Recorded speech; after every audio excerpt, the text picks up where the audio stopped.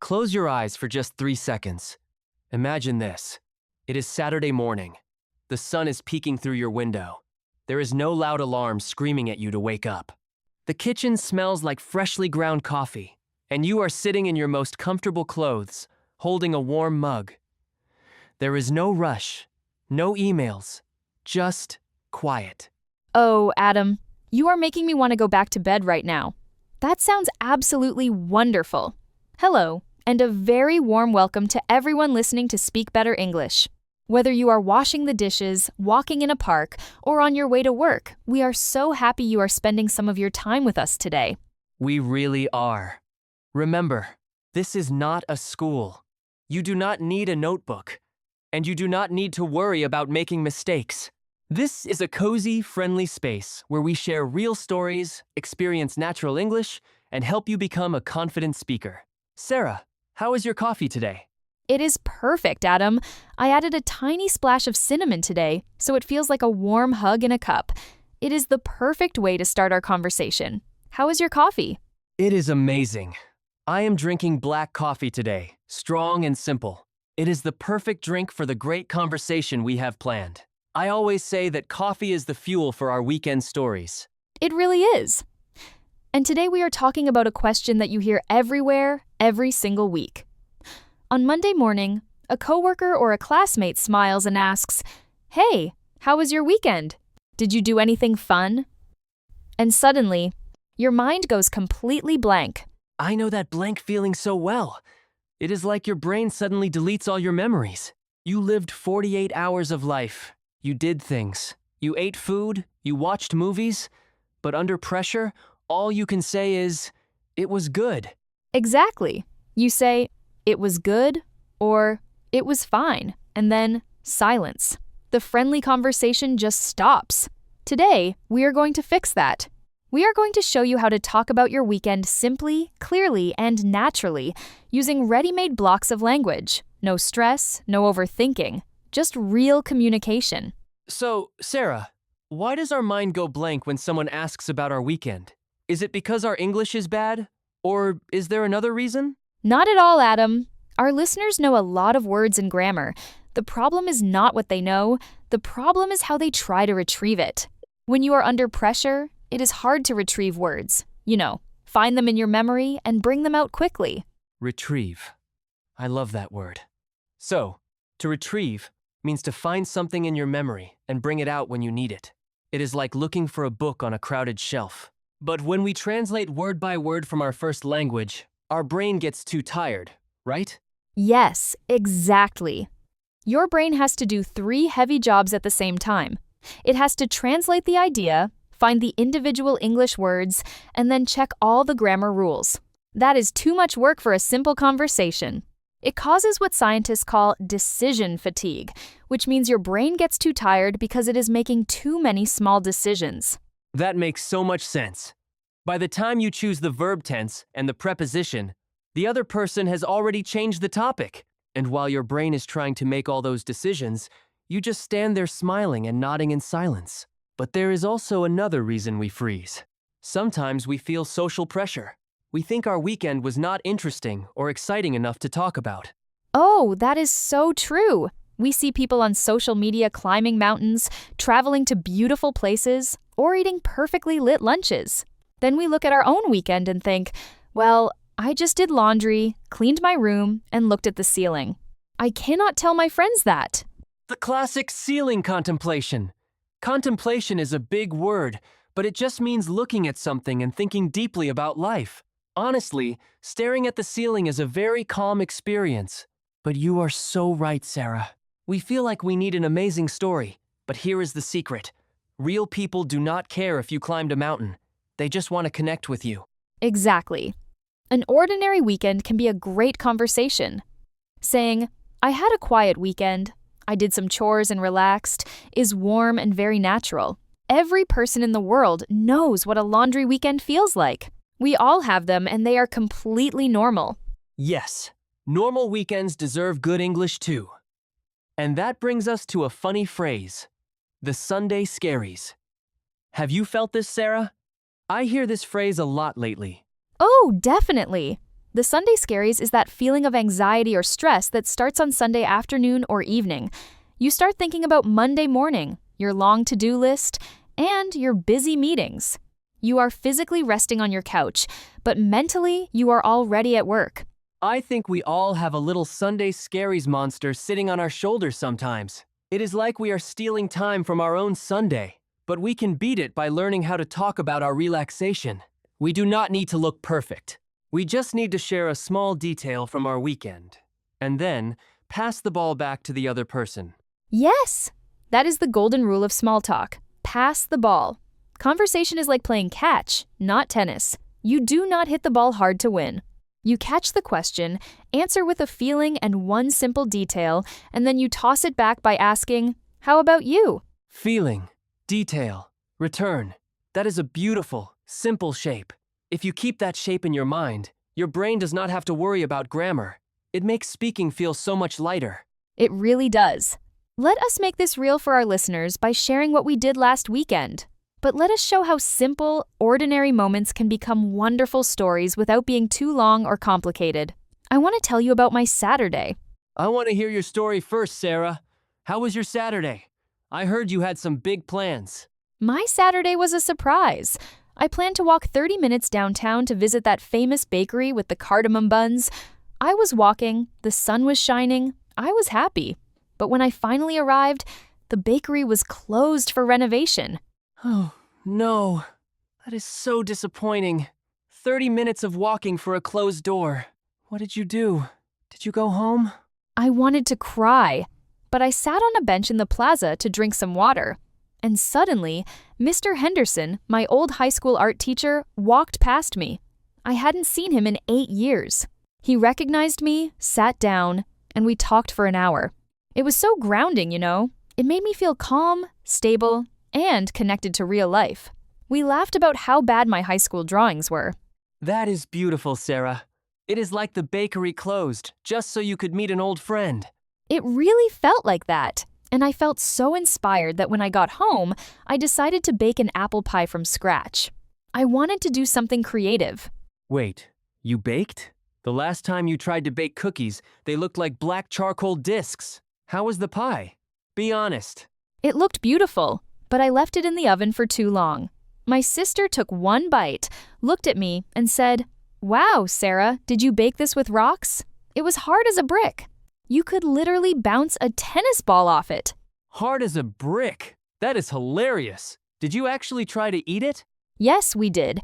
We ordered a pizza, but we still ate the pie with a giant scoop of vanilla ice cream to make it soft. It was a complete disaster, but we made the most of it. We used a bad situation in a fun way. I love that. We made the most of it. That is a great philosophy for weekends and for learning English. Things do not have to be perfect to be wonderful. Now, Adam, did you actually leave your couch this weekend, or did you watch TV all day? I left my couch, Sara. I actually went to the Botanical Garden outside the city on Saturday morning. It has a beautiful greenhouse dome with tropical plants. I decided to go on a whim, which means I made a sudden decision without any planning. I just grabbed my jacket and drove there. I love that dome. It is always so warm and green inside, especially when the outside world is cold. Was it peaceful? At first, yes. But then, a massive summer rainstorm started. The rain was hitting the glass roof so hard it sounded like a waterfall. We could not leave because the water was pouring down outside. So, all the visitors had to crowd under a small wooden roof in the center of the dome to stay dry. There were 10 of us, all strangers, standing in silence. That sounds a bit uncomfortable and awkward. 10 strangers standing close together in silence. Did everyone just stare at their phones? Yes, everyone was looking down at their screens, but I had a giant chocolate cake in my bag that I bought to share with my cousin later. It was too big. So, on a whim, I took it out, looked at a family sitting next to us, and said to the group, "Hey, we might be here for a while. Would anyone like some chocolate cake?" Adam, that is so typical of you. Solving problems with chocolate cake. Did they actually say yes? Yes, they did. The awkward silence disappeared instantly. One couple shared their paper cups, another person helped cut the cake with a plastic spoon, and we all sat there eating cake and watching the storm. We talked for 2 hours about our childhood memories, our favorite foods, and our lives. No one looked at their phone. When the rain stopped, we walked out like old friends. It was amazing. That is a beautiful story, Adam. It shows that some of the best moments are the ones we do not plan. A little rain, some cake, and real connection. Exactly. And on Sunday, I did absolutely nothing. I slept in until 10:30 a.m., stayed in my comfortable clothes, and watched my favorite TV shows. I was completely wiped from Saturday, so I needed that recovery day. Wiped. That means extremely tired, like your battery is at 0%. I understand that. I had a very low-key Sunday too. I did some laundry, read my book, and sat with my cat Milo. It was very quiet. Milo is the real boss of your house, Sara. But let us look at the words we used in our stories. We used some excellent English chunks, which are ready-made blocks of words. Let us explain them to our listeners because they can use them every single week. Yes, like Lego blocks. The first one is low-key. I said my Sunday was low-key. This is a very common word in daily life. It is an adjective that describes something quiet, relaxed, and simple, without any stress or noise. For example, instead of saying, I stayed home and did nothing exciting, which sounds a bit boring, you can say, I had a low-key weekend. It sounds so positive and natural. I love that word. It makes resting sound like a cool, stylish choice. You can say you had a low-key evening, a low-key dinner, or a low-key birthday party. Exactly. The second one is sleep in, or in the past tense, slept in. It means to sleep longer than you usually do in the morning. On weekdays, I wake up early for work, but on weekends, I sleep in. It is a wonderful feeling. It is different from oversleeping, which is an accident when you are late for work. Sleeping in is a choice. Oh, that is an important difference. Sleeping in is a happy choice. Our third phrase is catch up on or caught up on. This means to spend time doing something that you did not have time to do during the busy week. You can catch up on sleep, catch up on reading, or catch up on chores. It is about bringing balance back to your life. Yes. During the week, we are so busy. So on Saturday and Sunday, we try to catch up on things. Our fourth phrase is run errands, or ran errands. You ran errands on Saturday afternoon, right? Yes, I did. Errands are those small, necessary tasks you do outside your house. For example, going to the post office, buying groceries, or dropping off a package. Instead of listing every single boring task, you can just say, I was running errands. It is simple, clean, and very common. It is extremely common. And then we have I'm wiped, or was wiped. As we said, it means you have zero energy left. Your body is extremely tired. After a long walk or a busy week, you can say, I am wiped. It is a great alternative to I am tired. And then we used on a whim. If you do something on a whim, you decide to do it suddenly, in that exact moment, without any previous planning. You just feel like doing it, so you do it. A person who does this a lot is spontaneous, which means they love doing things without big plans. And finally, the phrase that is like a life lesson, make the most of it, or made the most of it. It means to take a difficult or imperfect situation and find a way to enjoy it. Your bakery was closed, but you made the most of it by talking to your old teacher. My walk was interrupted by rain, but I made the most of it with chocolate cake. It is about finding the good in every situation. And this connects perfectly to a very interesting idea about how our brains work. Have you heard about active relaxation versus passive relaxation, Sara? Active relaxation? That sounds like a strange idea. How can relaxation be active? Usually, relaxation means doing nothing at all. Well, passive relaxation is when we do things that require zero effort, like scrolling on our phones or watching random videos for hours. It feels easy, but it actually fills our brain with quick, cheap dopamine. You know, that chemical in your brain that makes you want more but leaves you feeling empty. When we stop scrolling, we often feel more tired, distracted, and heavy. I know that feeling so well. You scroll for 3 hours on the couch, and when you put the phone down, your head feels heavy, and you actually feel more tired than before. Exactly. But active relaxation is different. It is when you do a simple, low-stress activity that requires a tiny bit of focus and creativity. For example, baking a pie, walking in nature, drawing, or organizing your books. These activities require a little attention, but they do not stress you. They actually recharge your mental batteries and make you feel deeply satisfied. Wow, that is fascinating. So, when I was baking that pie, even though it was hard as a brick, I was engaging in active relaxation. My brain was focused on the apples and the flour, so I forgot about my work stress. Exactly. And here's the secret for English learners. When your brain is in a state of active relaxation, it is much easier to retrieve words. Your mind is calm and happy, so those ready-made chunks of English just slide into place naturally. But when you are stressed and your brain is foggy from passive phone scrolling, it is very hard to find the right words. This is so liberating, you know? It makes you feel so free, like a heavy weight is off your mind. We do not need to study difficult grammar books for hours. We just need to engage in active relaxation, live real moments, and learn how to express them simply. Yes, it is all about experiencing the language. And now, we want our listeners to practice this with us. It is time to enter our voice gym. The voice gym. I love this gym because we do not have to lift weights. What is our exercise today? Our exercise is the 3-step response map. When someone asks you, "How was your weekend?" you do not need to panic. You just follow 3 simple steps. First, the feeling. Start with a simple feeling chunk, like, "It was pretty low-key," or "It was really busy, actually." Second, the detail. Add 1 or 2 simple details using past tense verbs, like, "I slept in," or "I ran some errands." Third, the return. Toss the ball back with a question, like, "How about you?" or "Did you get up to anything fun?" That is so simple and clear. Let us show our listeners how it works. I will ask you the question, Sara, and you respond using the 3 steps. Hey, Sara, how was your weekend? Did you do anything fun? It was pretty quiet, actually. I mostly just stayed home, did some baking, and caught up on my sleep. How about you? How was yours? Perfect. That was so natural and warm. Now, let us do it for a busy weekend. I will answer this time. Sara, ask me. Hey, Adam. How was your weekend? Did you get up to anything exciting? It was a bit hectic, actually. I went to the Botanical garden with my cousin and got stuck in a rainstorm. What about you? Did you have a good weekend? Wonderful. You see how easy it is? Feeling, detail, return.